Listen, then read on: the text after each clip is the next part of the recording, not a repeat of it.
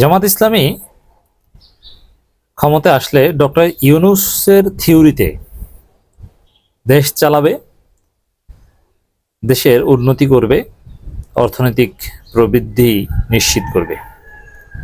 আর BNP কার থিওরিতে? ভারতের থিওরিতে। Doctor ইউনূসের বিরোধিতার জায়গাটা তারা স্পষ্ট করছে। দর্শক, কথা বলছি বাংলাদেশের বিনিয়োগ সম্মেলন নিয়ে, ইনভেস্টমেন্ট সামিট 2025। দর্শক, এই ইনভেস্টমেন্ট সামিট বিষয়ে বিএনপিও নানান অবস্থান বা তাদের টেক বলছে। জামাত ইসলামী বলছে, স্টল দিয়েছে, অংশগ্রহণ করেছে, প্রেস কনফারেন্স করেছে, প্রেস রিলিজ দিয়েছে। বিএনপি জামাত দুই দলেই। তো সোফার জামাত ইসলামের যে স্ট্যান্স, তার অর্থ ডক্টর ইউনূস সরকারের যে ইনভেস্টমেন্ট নীতি, ডক্টর ইউনূস যেগুলো আনছেন বা যেভাবে আনছেন, জামাত ইসলামী ক্ষমতা আসলে সেগুলো ধারাবাহিকতা বজায় থাকবে। আর বিএনপি ডক্টর ইউনূস সরকারের সবকিছু ডিনাই করে তাদের একটা নতুন কিছু উপহার দেওয়ার চেষ্টা করছে। এর মানে জামাত ডক্টর ইউনূসের ধারাবাহিকতার চিন্তা করছে, আর বিএনপি ডক্টর ইউনূসের সবকিছু উল্টে দিয়ে নিজেরা কিছু করার একটা জিনিস বোঝাচ্ছে, যদিও মানুষ এটা নিয়ে হাসাহাসি করছে। এবং জামাতের আর একটা বিষয় স্পষ্ট, এটাও এখানে অনেকে ক্লারিফাই করছেন। যেমন অনেকে প্রশ্ন করেন যে জামাত ইসলামী ক্ষমতায় আসলে অর্থমন্ত্রী হবেন কে, বিনিয়োগ বোর্ডের চেয়ারম্যান হবেন কে? জামাতে তো যোগ্য কোনো নেতা নেই বর্তমানে। যেমন একসময় পররাষ্ট্রমন্ত্রী হওয়ার মতো যোগ্য লোক ছিল কামরুজ্জামান, অর্থমন্ত্রী হওয়ার মতো মীর কাসেম আলী ছিল। এখন ভালো কোনো অর্থনীতিবিদ নেই, উদ্যোক্তা নেই, জামাত ইসলামের লিডারশিপের যোগ্য নেতৃত্ব নেই। It's true. জামাত ইসলামী তাদের নেতাদের যাদেরকে হারিয়েছে, যাদের ফাঁসি হয়েছে, তাদের ঘাটতি পূরণ করতে বা ওই লেভেলের যোগ্য নেতৃত্ব তৈরি করতে জামাত ইসলামীর কমপক্ষে 50 বছর লাগবে। তাহলে প্রশ্ন আছে, এখন তো এই যোগ্য নেতারা যখন ছিলেন, কামরুজ্জামান, কাদের মোল্লা, মীর কাসেম আলী, তাদের সময়ের চাইতে জামাত ইসলামী এখন আরো বেশি জনপ্রিয়। অতীতের যে কোনো সময়ের চাইতে জামাত ইসলামী এখন বেশি জনপ্রিয়। জামাত ইসলামীর পক্ষে গণজোয়ার, ক্ষমতা আসার সম্ভাবনা তৈরি হয়েছে। অথচ এই কামরুজ্জামানরা থাকতে, কিন্তু কাসেম আলীরা থাকতে ক্ষমতা আসার সম্ভাবনা তৈরি হয়নি। তাহলে জামাত কিভাবে কি দেশ চালাবে? এটার উত্তর জামাতের পক্ষ থেকে যেটা আসছে, আপনারা এই ডক্টর ইউনূসের দিকে তাকান, কিভাবে দেশ চালায়। এই যে আপনারা দেখেন, আশিক চৌধুরীকে ডেকে এনেছে। আশিক চৌধুরী সরকারের দায়িত্ব নেবেন প্রতিমন্ত্রী মর্যাদায়, কি কল্পনা করেছেন? কল্পনা করেননি। কিছু ব্যক্তির নাম এখন ভেসে বেড়াচ্ছে, যারা দেশের সেবা করার সুযোগ পেয়েছে, বিদেশের উন্নত চাকরি ছেড়ে চলে এসেছে। এবং আশিক চৌধুরীরা কি যোগ্য, প্রশংসায় ভাসছেন।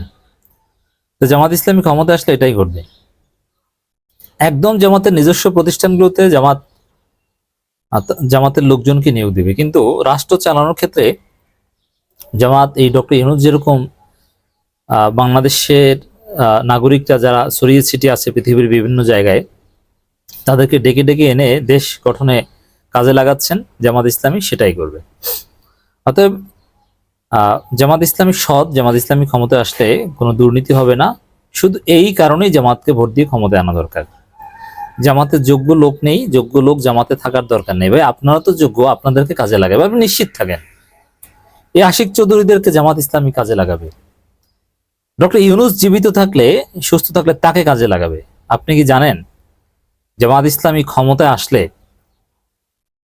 জামাত ডক্টর ইউনূসকে প্রধানমন্ত্রী বানাতে দ্বিধাবোধ করবে না। প্রয়োজনে জামাতের সেই উপলব্ধি, সেই ছাড় দেওয়ার মানসিকতা আছে বৃহত্তর স্বার্থে। অতএব জামাত ইসলামী ক্ষমতায় আসলে কি হবে, কিভাবে দেশ চালাবে, এর একটা উত্তর আশা করি পেয়েছেন। জামাত দেশ পরিচালনার দায়িত্ব পেলে বিনিয়োগের জন্য অনুকূল পরিবেশ সৃষ্টি করে দেওয়ার পাশাপাশি গুড গভর্নেন্স উপহার দেওয়া হবে। ঢাকা অনুষ্ঠিত বাংলাদেশ ইনভেস্টমেন্ট সামিট 2025 শেষ দিনে অংশগ্রহণকারী ও বিদেশি ও দেশি বিনিয়োগকারীদের সাথে বাংলাদেশ জামাত ইসলামের কেন্দ্রীয় নির্বাহী পরিষদ সদস্য যারা মোবারক হোসেন নেতৃত্বে জামাত ইসলামের একটি প্রতিনিধি দল সাক্ষাৎ করে। জামাতের প্রতিনিধি দলে ছিলেন বাংলাদেশ জামাত ইসলাম শিল্প ও বাণিজ্য বিভাগের সহ সভাপতি মোহাম্মদ আনোয়ারুল ইসলাম রাজু, সেক্রেটারি ডক্টর আনোয়ারুল আজিম ও সদস্য মোহাম্মদ মাসুদ কবির। এরকম অনেক বড় বড় ব্যবসায়ী, উদ্যোক্তা, ইন্টারন্যাশনাল এক্সপার্ট দেখবেন যে জামাতের ডাকে চলে এসে। তো জামাত জাস্ট সততাটা নিশ্চিত করবে এবং জনগণের ম্যান্ডেটটা নিশ্চিত করবে। জামাতের প্রতিনিধি দলের নেতৃবৃন্দ বাংলাদেশ জামাত ইসলামের পক্ষ থেকে বিনিয়োগকারীদের গুড গভর্নেন্সের কথা বলেন। তারা বিদেশি বিনিয়োগকারীদের উদ্বেগমুক্ত ব্যবসায়িক পরিবেশ ও বিনিয়োগের দুর্নীতিমুক্ত পরিবেশে আশ্বাস দেন। পাশাপাশি বিনিয়োগকারীদের উদ্বেগের বিষয়গুলোর ব্যাপারে ইতিবাচক সাড়া দেন। বিনিয়োগকারীগণ জামাত ইসলামীর কাছে বাংলাদেশে নারীর ক্ষমতায়নের ব্যাপারে জানতে চাইলে প্রতিনিধি দলের সদস্যগণ বলেন, নারীর ক্ষমতায়নের ব্যাপারে জামাতের ভূমিকা ইতিবাচক। তারা রাজনৈতিক স্থিতিশীলতার পাশাপাশি সুশাসন উপহার দেওয়ার কথাও বলেন। নারী প্রশ্নে ইন্টারন্যাশনাল কমিউনিটির জামাতের বিষয়ে একটা আপত্তি রয়েছে, কিন্তু না, জামাত স্পষ্ট করছে এই যে গার্মেন্টসে যারা চাকরি করে বিভিন্ন জায়গায়, এরা চাকরি করবে, এদেরকে কোনো বাধা দেওয়া হবে না। তো দর্শক, এই টোটাল এই বিনিয়োগ সম্মেলন উপলক্ষে জামাত যত বক্তব্য দিয়েছে সবগুলো সার কথা এটাই, জামাত ইসলামী ডক্টর ইউনূসের থিওরি মানবে, সেভাবে দেশ চালাবে এবং ইনভেস্টমেন্ট, উন্নয়ন, এগুলোতে ডক্টর ইউনূস সরকারের ধারাবাহিকতা জামাত বজায় রাখবে।